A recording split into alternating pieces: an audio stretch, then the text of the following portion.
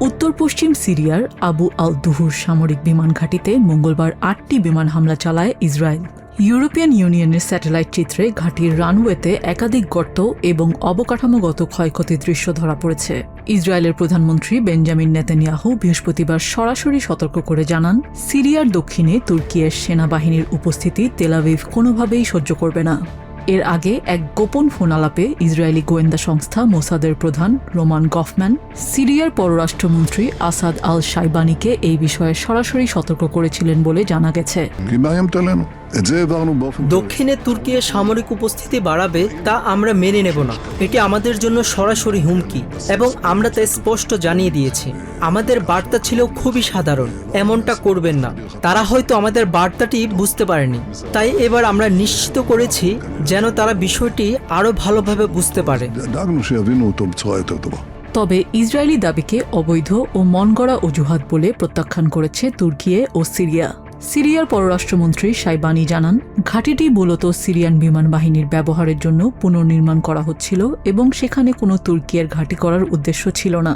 একই সাথে তুর্কির প্রতিরক্ষা মন্ত্রণালয় থেকে স্পষ্ট জানানো হয়, হামলার সময় সেখানে দেশটির কোনো প্রতিনিধি দল ছিল না। সিরিয়ার নতুন সরকারের বিমান বাহিনীর সক্ষমতা বাড়াতে এবং অবকাঠামো পুনর্নির্মাণে প্রযুক্তিগত সহায়তা দেয়া হচ্ছিল মাত্র।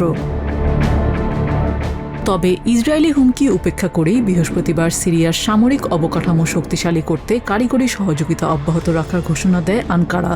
একই সাথে ইসরায়েলি আগ্রাসনের বিরুদ্ধে আন্তর্জাতিক সম্প্রদায়কে সোচ্চার হওয়ার আহ্বান জানিয়েছে তুর্কি।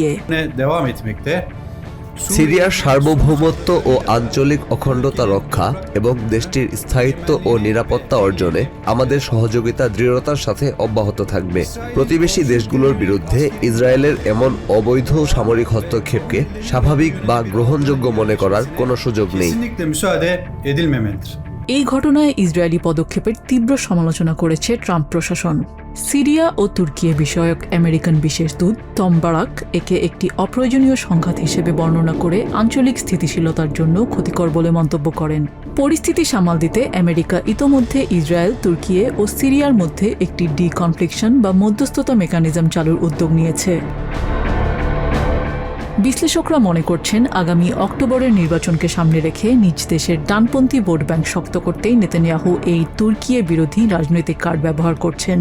সম্প্রতি তুর্কি, সৌদি আরব ও পাকিস্তানের মধ্যে স্বাক্ষরিত মক্কা নিরাপত্তা চুক্তির কারণে অঞ্চলটিতে আনকারার প্রভাব বাড়ায় এবং সিরিয়াতে প্রেসিডেন্ট আহমেদ আল সারা সরকারের সাথে আনকারার ক্রমবর্ধমান ঘনিষ্ঠতায় উদ্বিগ্ন তেল আভিভ।